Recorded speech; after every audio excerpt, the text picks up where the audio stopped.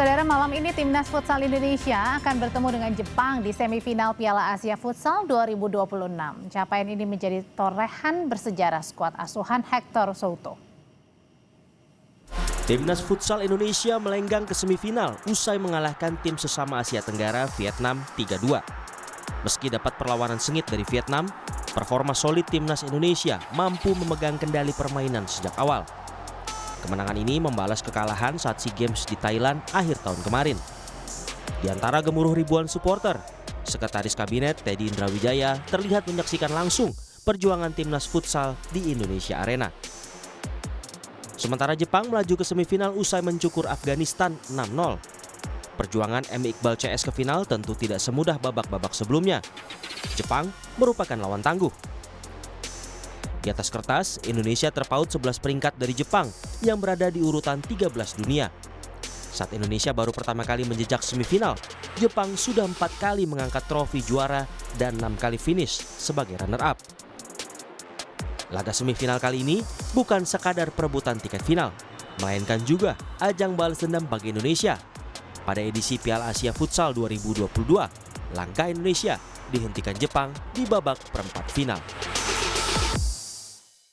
Kita langsung menuju Indonesia Arena untuk melihat seperti apa antusias supporter jelang pertandingan Indonesia lawan Jepang. Sudah ada jurnalis Kompas TV Rininta Niken dan juru kamera Yogi Syarevi. Niken, pelatih Hector Souto ini kan meminta supporter memenuhi Indonesia Arena jelang semifinal. Bagaimana situasinya sekarang? Sudah ramai, sudah penuh kah?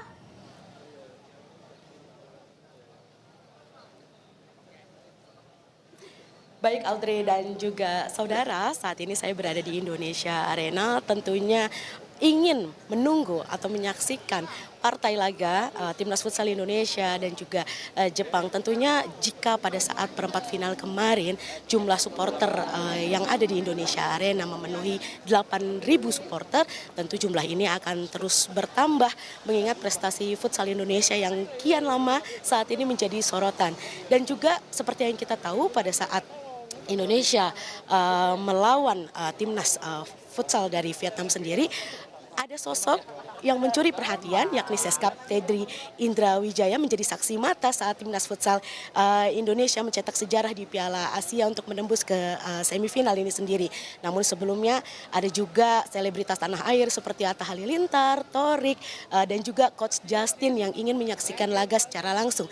Tetapi ada juga yang ibaratnya mencuri perhatian publik ini sendiri pada saat laga babak penyisihan grup AFC Futsal 2026, yaitu kehadiran dari Shin Tae-yong, mantan pelatih timnas Indonesia. Tentu malam ini Indonesia akan tampil di semifinal Piala Asia, maksud saya Futsal 2026 pada pukul 19.00.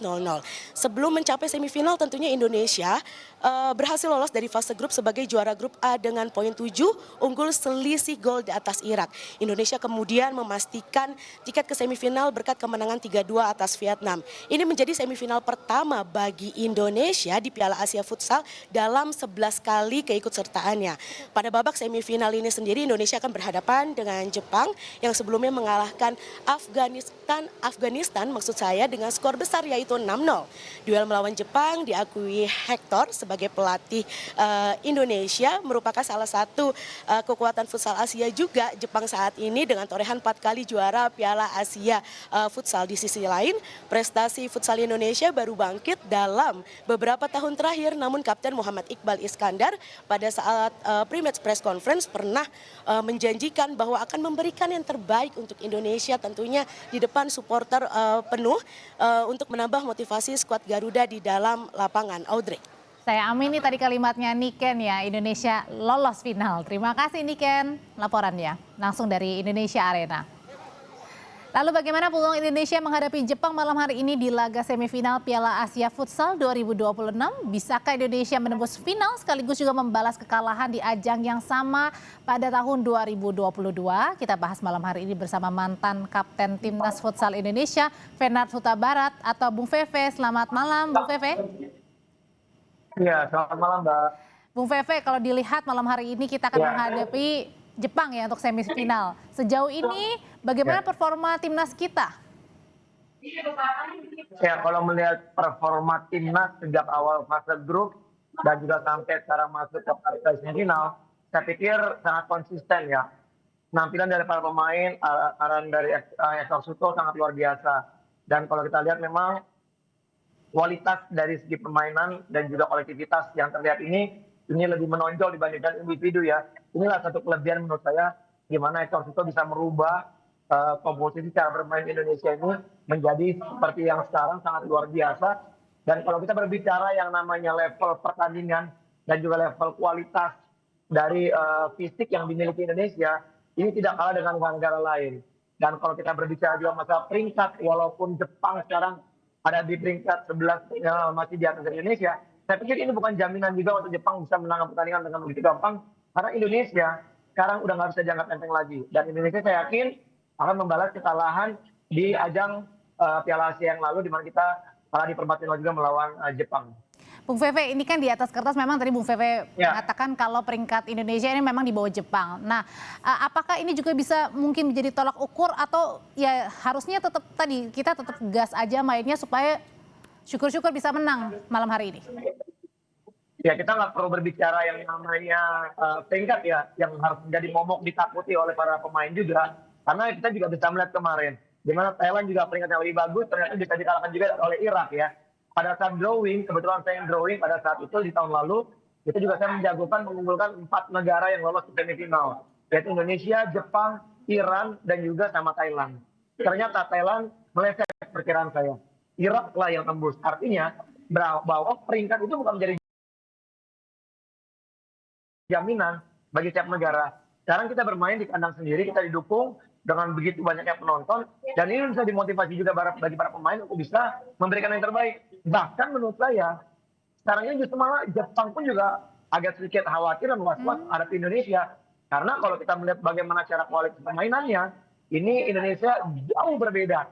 Walaupun kita sempat di era Kensuke, pelatih kita dulu di timnas Indonesia, yang sekarang menukangi Jepang, itu memang Kensuke sudah mengetahui bagaimana karakter pemain. Tapi di bawah arahan Hector Suto, kita praktis berubah dari cara sistematis permainan, kolektivitas, dan ini sangat berubah. Dulu kalau saya boleh katakan, yang ada sekarang di tim nasional Indonesia saat ini, itu semua adalah pemain Kensuke ketika pada saat Kensuke menukangi tim nasional kita.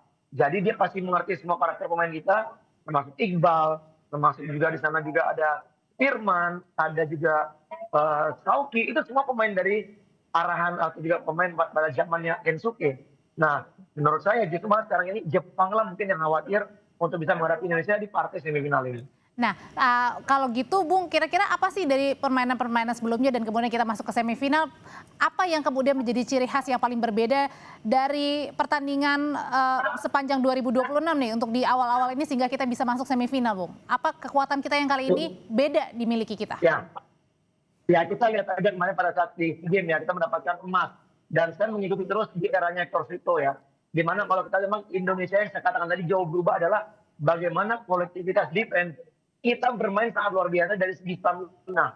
Indonesia kelebihannya adalah melakukan pressing tinggi ketika menghadapi siapapun lawannya. Kemarin di perempat final, kita melawan Vietnam. Kenapa Vietnam tidak bisa berkembang? Karena Hector Suto memerintahkan para pemain untuk memberikan tekanan pressing tinggi di area zona permainan Vietnam ketika Vietnam menguasai bola. Saya yakin nanti lawan Jepang pun hal serupa pasti akan dimainkan oleh Hector Suto, di mana memberikan tekanan tinggi di area permainan dari Jepang sehingga akhirnya Jepang tidak bisa berkembang. Kita kelebihannya adalah 1v1, itu sangat kuat main. Transisi sangat kuat. Cuman catatannya, walaupun kita menang tipis lawan Vietnam, mungkin yang agak sedikit mendasar, ini harus diperbaiki. Mungkin satu, transisi. Kedua, jangan sampai ada kesalahan individu yang akhirnya membuat kita bisa kebobolan. Itu terjadi kemarin pada saat lawan Vietnam. Reza Gunawan berusaha untuk melewati lawan, dia jatuh, dianggap itu pelanggaran, tapi ternyata play on, dan akhirnya kita kena counter, dan akhirnya Vietnam bisa bikin gol. Nah, hal-hal seperti inilah menurut saya yang harus bisa disikapi pemain, dan harus berhati-hati dalam penguasaan bola. Kalau pemain Jepang, kira-kira siapa sih Bung yang harus kita waspadai? Iya, pemain Jepang ini banyak berpengalaman ya. Bahkan juga mungkin di tahun 2022 yang lalu ya kalau nggak salah ya, pada saat kita dikalahkan pun ada yang masih bermain, terutama kaptennya. Saya lupa namanya, tapi kaptennya sangat pengalaman. Dia bisa menjadi motor permainan daripada tim Jepang sendiri. Tentunya, tapi kalau buat saya, Hector Fito pasti tidak akan menekankan ke satu orang atau dua orang pemain yang untuk diwaspadai. Semua pemain Jepang itu berbahaya. Karena futsal itu bermain secara kolektivitas, bukan per individu. Jadi artinya, siapapun pemain-pemain kita nanti yang menjaga lawan-lawannya di lapangan, semua tetap harus disiplin. Oke, Bung, terakhir ini di 2022 kan kita juga pernah lawan Jepang ya, tapi kemudian timnas Indonesia kalah tipis 2-3 ya, Bung, ya waktu itu ya. Ya, betul. Kali ini kita bisa membalas kekalahan 2022? Mbak, kalau kita flashback, oke kita kalah 2-3 pada saat melawan Jepang di Piala Asia 2022. Tapi ada satu hal yang menarik, di mana South Lubis ketika kita mendapatkan momen counter attack 2-1, dan di situ pemain Jepang terjatuh. Dan akhirnya apa yang dilakukan Soki? Dia membuang bola. Fair play dilakukan. Ya, jadi sportsmanship dilakukan, dia tidak meneruskan karena kita bisa ngegolin waktu itu. Harusnya bisa 3-3. Menurut saya, Jepang harus bisa berterima kasih dengan Indonesia pada saat itu karena kita tidak menunjukkan keegoisan karena pada saat lawan cedera. Nah, kalau saya melihat Indonesia bisa membalikkan keadaan, tentunya dengan bermain di sprint tinggi, berapapun skornya, saya sangat pede Indonesia bisa lolos sampai ke partai final untuk menghadapi Iran. Bung Veve, Venat Huta Barat, mantan kapten Timnas Futsal Indonesia. Terima kasih untuk ulasannya. Kita nonton malam hari di semifinal Timnas Indonesia lawan Jepang. Ya. Tetap bersama kami, saudara. Tragedi siswa sekolah dasar di NTT. Bagaimana memastikan kasus ini tidak terulang lagi, kami bahas. Tetaplah di Sapa Indonesia Malam.